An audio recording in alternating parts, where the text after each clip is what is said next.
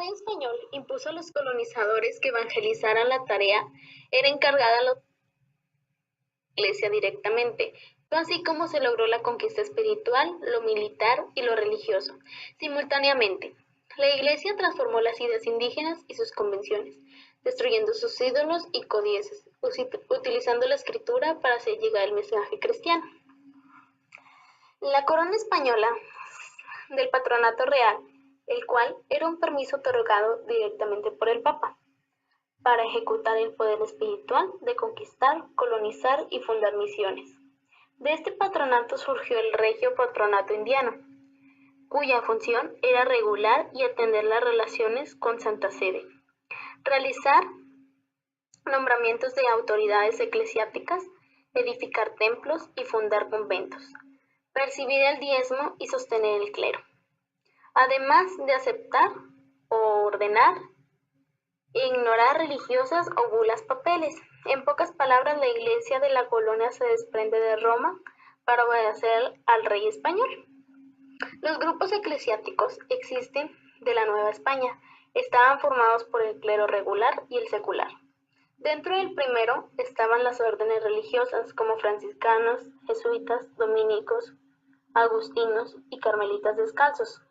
Todos ellos alcanzaban un poder económico y político considerable, llegando a tener fuertes enfrentamientos con el poder político. Por su parte, el clero secular pertenecía a las diócesis, vivían solos o con sus familiares. En las parroquias que administraban, desplazaron al clero regular, haciendo con los indígenas lo contrario de lo que se hacía. Época evangelizaron con mucho cobro de diezmo y abuso de poder.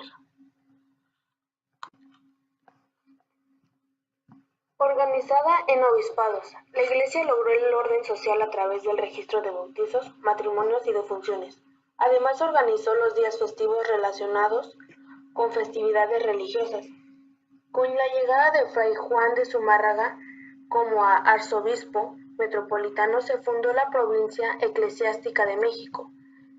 En los años posteriores a la conquista, la labor de la Iglesia fue ejemplar y pronto se extendió hacia Texas, Nuevo México y América Central.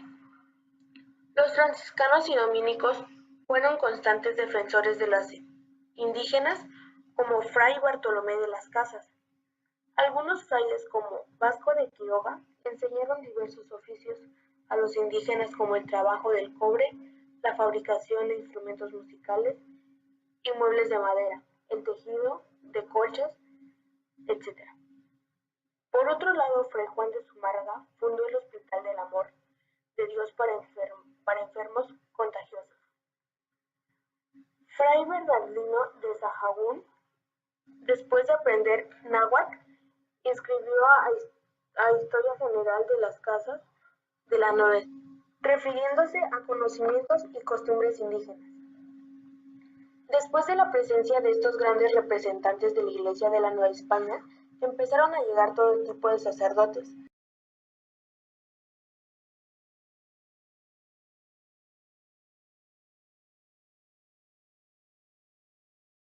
Continuando con el tema de la Iglesia, mi compañera Iris y su servidora Valeria les hablaremos sobre cómo inculcó la Iglesia en la educación. Bueno, la Iglesia dominaba la educación. Eran fundadas cerca del templo católico todos esos colegios. Había 2 colegios sobresalientes en esos tiempos. En este caso, yo les hablaré sobre el colegio de la Santa Cruz de Tlatelolco. Así que vamos con la información relevante. Fue fundado por Fray Juan de Zumárraga para educar a los indígenas, pero la falta de aceptación de los grupos racistas de aquellos tiempos era para tolerar el avance indígena que los dejó fuera de la educación en la primera oportunidad. Algo muy importante de este colegio es que fue la primera institución de educación superior de América, preparatoria para la universidad, destinada a los indígenas. Fue el centro más importante de las ciencias y de las artes durante la primera mitad del siglo XVI en la Nueva España. Durante los 50 años de su fundamiento, el Colegio de Tlatelolco constituyó un establecimiento científico en el cual se cultivó preferentemente la medicina náhuatl, y al mismo tiempo fue la escuela de ciencias políticas en que se preparaba a los hijos de los caciques para el gobierno de pueblos indios. Mientras que su arquitectura fue el convento de Santiago Tlatelolco. Fue construido en varias etapas. La primera fue en el año de 1526 con una modesta construcción hecha de piedra y cal, que utilizaban los frailes franciscanos para evangelizar los indígenas de la Ciudad de México. Con respecto a la decadencia, sufría por el colegio. Se puede afirmar que la falta de recursos económicos fue causada por el retiro del apoyo político, eclesiástico y la muerte de Carlos I y de Luis Velasco, sumada a la posesión, a los cambios de objetivos y de administración, y la despoblación estudiantil debido a las enfermedades epidémicas. A continuación, mi compañera Iris les hablará sobre el segundo colegio.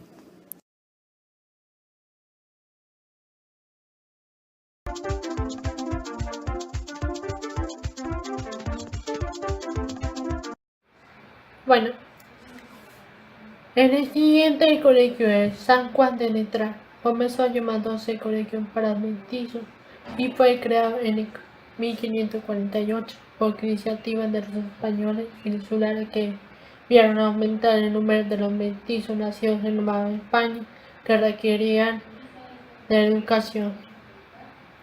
Para fundar esta institución no pidieron el permiso del virrey Antonio Mendoza, sino que enviaron a un representante a España para conseguir la autorización del rey, siendo destinado Don Gregorio de la Pesquera para dicha misión.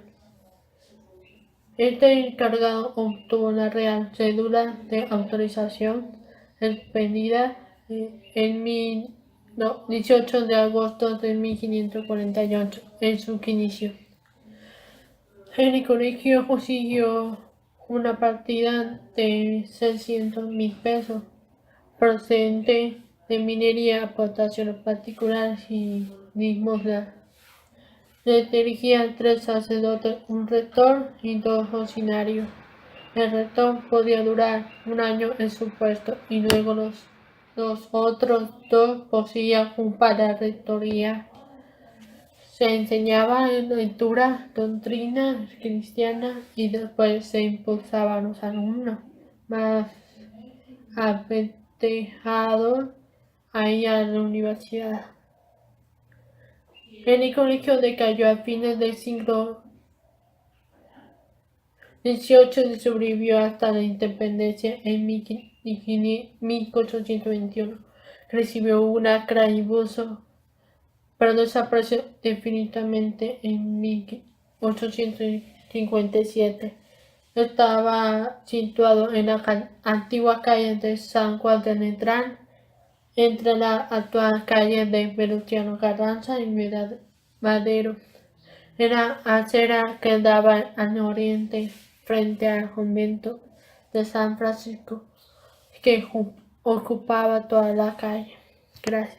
Ahora pasaré con mi compañero Alan, que va a hablar del arte. Gracias.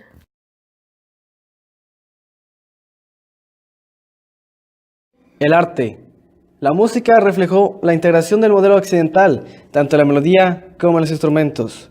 Durante el transcurso de los siglos XVI y XVII emergió en la Nueva España música del mismo esplendor y colorido que la música barroca contemporánea de Europa.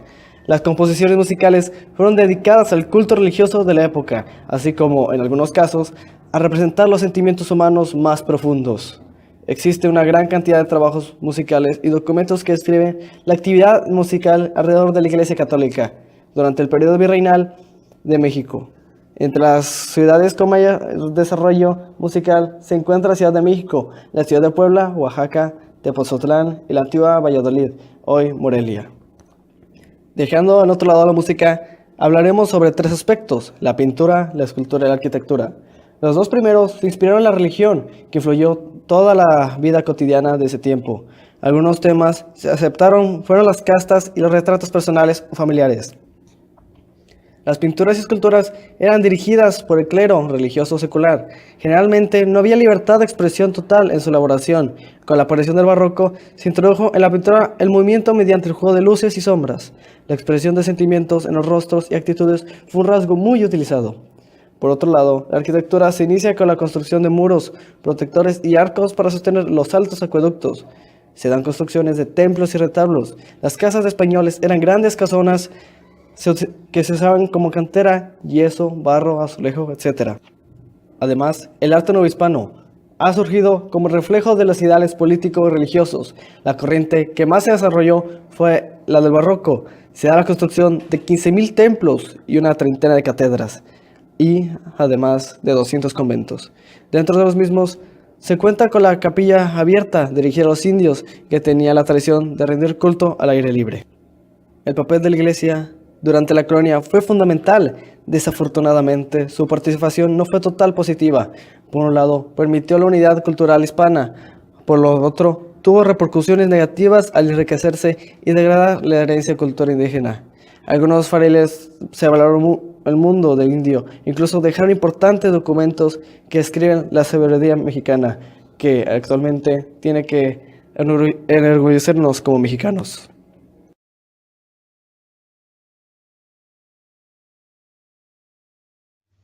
Finalmente se podría decir que la dinastía Borbón no fue muy progresiva, debido a su poca interacción entre lo que poseían, siendo este resultado de la avaricia de los que no llevaban un buen camino. Pero claro que este hecho se supo después de un tiempo en el que se dieron cuenta de que no progresaban y que otros recibían mejores recursos que otros, por ejemplo España, que fue el más beneficiado. Pero esto ha servido como reflexión, donde la unión formó un papel importante. Las reformas lograron esto, y esto también sirvió como reflexión en